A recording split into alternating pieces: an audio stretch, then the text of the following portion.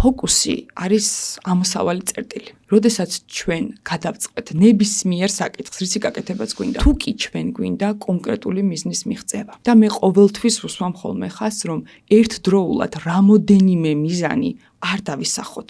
დავისახოთ 3 თვის პერიოდში პირობითად 2 მიზანი, მაქსიმუმ 3 მიზანი, მაგრამ იდეაში იდეალურია თუ კი ეს იქნება 1. რატომ? რაც უფრო მთლიან ფოკუსსა და რესურსს მივმართავთ ერთი კონკრეტული მიმართულებით, ჩავთვალოთ, რომ ჩვენ 100% ვდებთ მასში. როდესაც ერთზე ვართ კონცენტრირებული, ის ერთი, რაც გამოსასვლელია, იმის მაქსიმუმს მე ვხურობ ხოლმე, რომ ან გამოვა და ან გამოვიყვანთ. თუ კი მე მარცხენა ხელი მაწუხებს ფიზიკურად, ვერ იქნება ჩემი სხეული კარგად, ხო?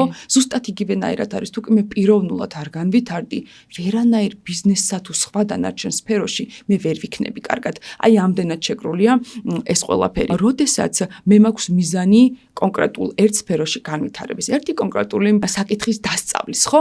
ამ შემთხვევაში პირველი რაც არის, რამდენად მთელი გულით მინდა მე ამის გაკეთება. ყოველ დღე ვაკეთებ ზუსტად იმ ერთსა და იმავეს.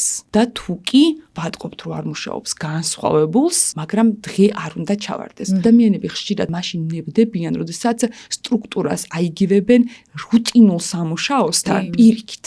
რაც უფრო სტრუქტურას შევხედავთ როგორც იმ სავალდებულოს და აუცილებელს, საკუთარ თავს არ დავთრგუნავთ და ადამიანები, როდესაც საკუთარ თავს არ ვდგუნავთ, მაშინ ვაღწევთ ფანტასტიკურ შედეგებს.